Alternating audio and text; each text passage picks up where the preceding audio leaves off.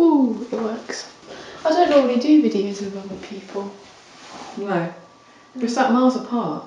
Yeah.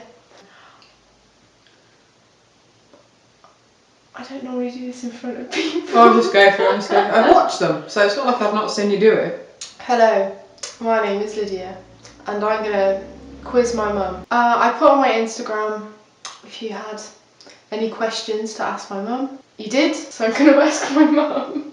And I have coffee, and my mum has Pepsi Max. The first question: did you notice any early signs? No, nothing. Although when the school had recognised it and rang me to tell me things that I had noticed separately and not acknowledged properly all clumped together, and I went, yeah. Yeah, I remember everyone kind of working it out.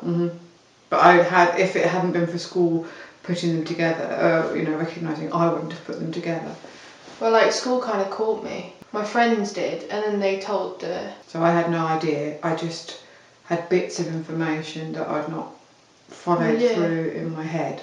Yeah. Unless you put them together, you couldn't. But then you wouldn't tell. Naturally put them together. It's not like. No, because you're not looking for your daughter to be. No. Ill with an eating disorder, so.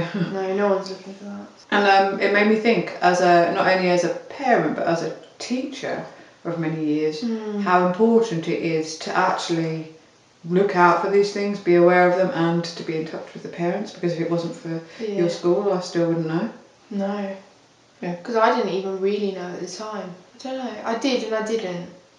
If that makes sense. Yeah. French healthcare is quite good, so I got into it all happened very fast. Yeah, it was like within a few weeks. I was like, oh my gosh. Less than that, it was a few days. It was, wasn't it? Very fast. Which actually didn't give us much of a chance to take it on board, really. How and when did I open up about it? Like, more? Beginning of lockdown. Was it? Yeah, it was. This time last year? Yeah, it was. Well, a little bit earlier. It was March 2020.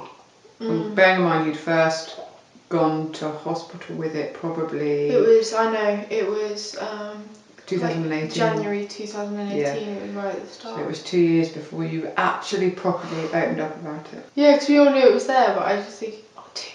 Because I know 2019 was probably the worst year of it. The year I was in Second. Yeah, exactly. What was it?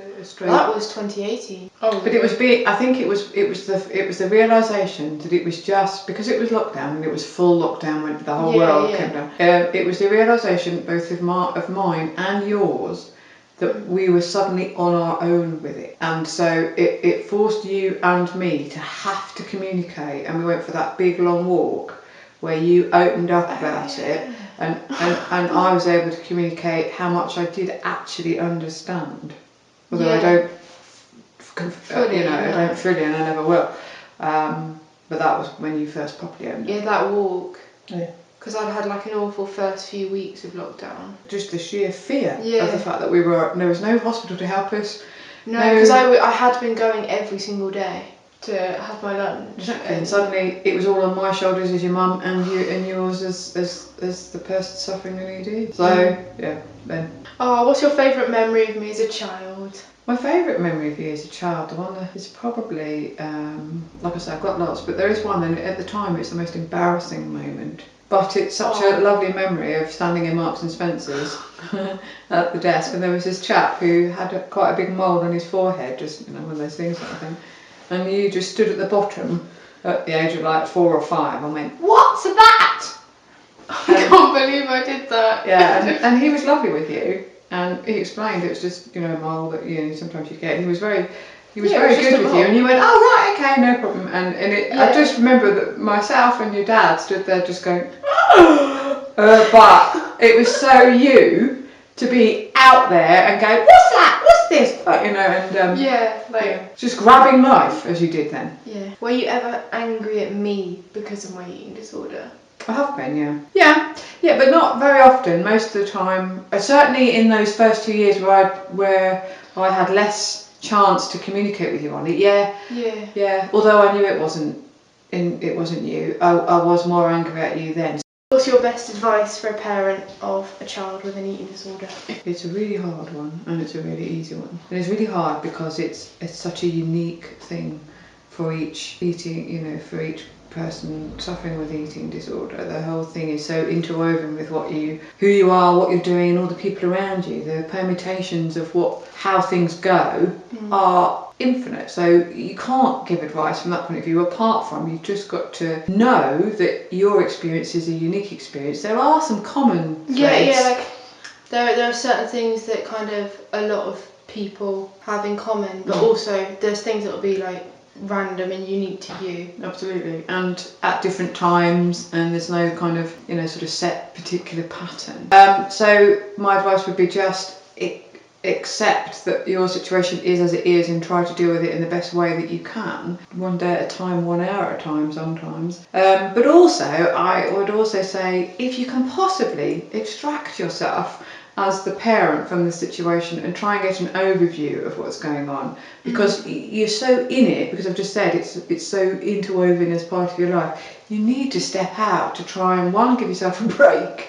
Yeah, because it's so tiring. Because I didn't. Because I wasn't aware I should have done it, and that's why I say the advice is easy in my mind as well as hard. Take yourself out of the situation and go speak to other people. Go find a support group desperately, because it will give you a perspective. Yeah. You can share your perspective. You can step out of it and share it with other people, and find yourself a break to do other things if you can possibly. Yeah, and so like even though it's so unique, you don't feel alone in it. Yeah. What would you say is the most challenging part of recovery for you as a parent? When you're doing well. When I'm doing well? Yeah, it's the most challenging because you're desperate for you not to fall off the wagon. It's the most stressful. So at the moment we're all stressed. I am, as your parent, it's the most amazing because you're doing so well. But because you're doing so well, and all you want as a parent is your child to be well, you don't want to fall off. So when you do fall backwards sometimes, as you do, you almost feel relieved and then guilty, because you feel relieved because it's done and you're still standing, because actually each time you do fall off, you fall off less severely or in a healthier way, and then you're more honest about it and get back on track, and the communication's better. So it's the hardest, the most challenging is when you're doing well. You're just waiting for it to go wrong. Yeah, absolutely, and it's scary. That's the scariest bit. Did we have any arguments because of the eating disorder? Absolutely we did. Although at the time I didn't know they were because of the eating disorder. No. We don't have as many arguments because of the eating disorder now. Not now, no. Because we still have the arguments, but they're not because of the eating disorder. They're normal mother, teenager, grown, young adult disagreements. But we had loads before, and I had no idea they were because of the eating disorder. Yeah, because they were always around like tea time. Oh. And I would be stressed and get annoyed at everyone because I could hear you all chewing. That sounds really weird. Well, it would, and it does. would annoy me. And then I'd snap at someone or be like irritable, which annoys everyone else and starts. You had no idea. You were just a horrible person sat at the table, being like stroppy and obstreperous and nasty, and we didn't even question why. We just thought, this is what she's like.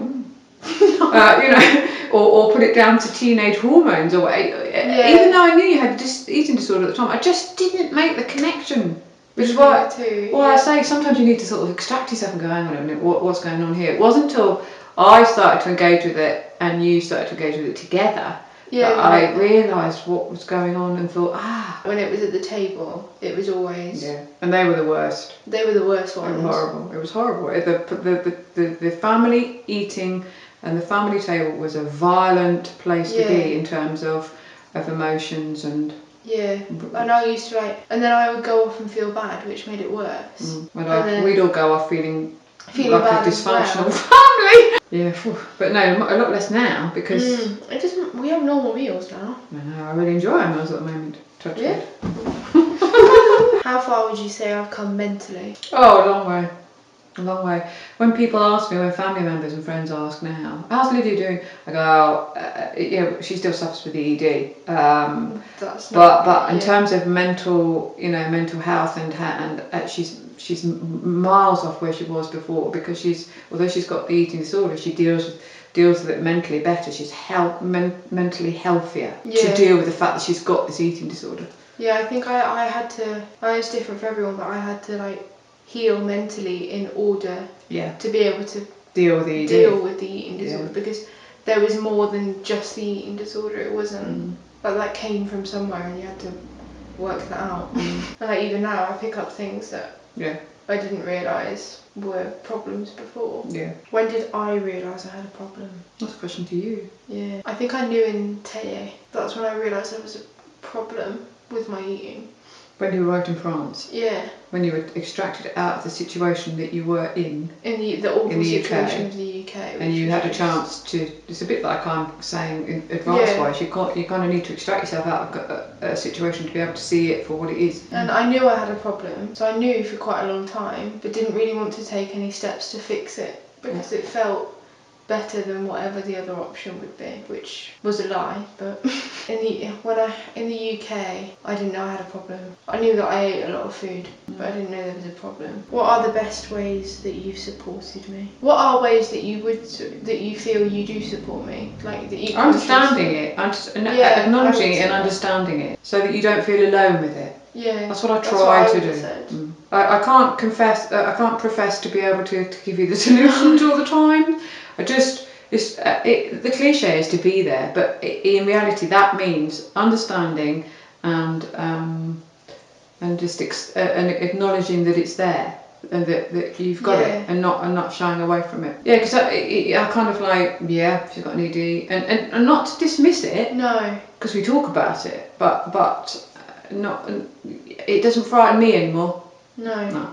You can't give it that power because the minute you do give it that power, it becomes more than it should be. Yeah. Am I an honest person? I spoke about this a few days ago. I am when it's got nothing to do with food or my eating disorder. And even then now, I'm more honest than I was before. Before I never felt like I was lying when I was lying about food. Well, no, because we discussed it. We discussed the fact that the ED makes it a moral thing that you're doing, that you're on the higher moral ground to do all that the ED wants you to do, so to lie is part of that. So I never felt, because I don't lie, I hate it, because ever since I was little, you and Dad have always been, lying's the worst thing you can do.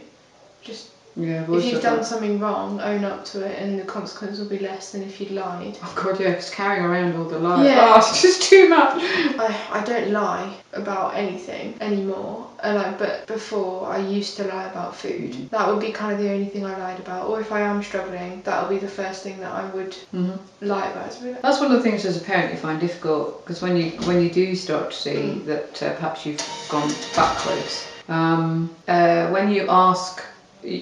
I ask you, have you eaten this, or how are you, and all the rest of it, I kind of know you're lying, but I then end up lying to myself and saying, all right, she's okay, because that's what you want to hear. Yeah. And also you're kind of frightened of meeting the ED head on too much, so and you're not aware of all of that. You've just got, it's all kind of feeling in your tummy, and so you kind of back off and go, oh, she's okay. The only thing I would say, the other piece of advice I would give, which made it more possible to talk more fruitfully and productively, is to personify the ED and give it a character, because it extracts it from you.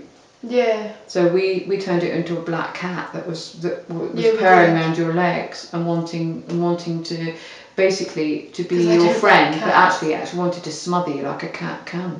Yeah. So we talked about the black cat quite a lot, and it helped me to extract the ED from you and be able to love you and without kick the ED. So that's another piece of advice I would give any parents to try to do that. Even if it's not a cat, just personify it. In whatever way is best but that seemed to fit when we were discussing it. And that's part of the conversation we had at the beginning of it. And to separate yourself from it otherwise. The other thing is, don't think it's going to be solved within even a year or two. No. It's a massive, long journey. I remember you saying when I first got the diagnosis, I came down and said, I googled it and it says the average time is 8 years to recover, and you're like, no, 1 year and it'll be fine.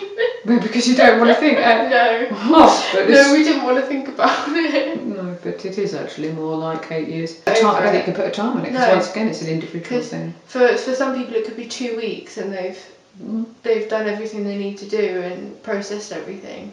For other people it's going to be 15 years, others Yeah. it's going to be 1 year, it's going to be 6 months. It's just kind of, it's an ongoing thing. Yeah, but it tends to be on the longer side than the shorter. Yeah, you don't really see people recover in 2 weeks of being told they have one. Because you don't want to there's part of you that doesn't want to let go of it. No, which sounds awful. Yeah, no, I understand that. And it also, in personifying it, means I can get very angry with the ED and not Lydia. Thank you for watching. If you did like this video, please like and subscribe, and I'll see you next week.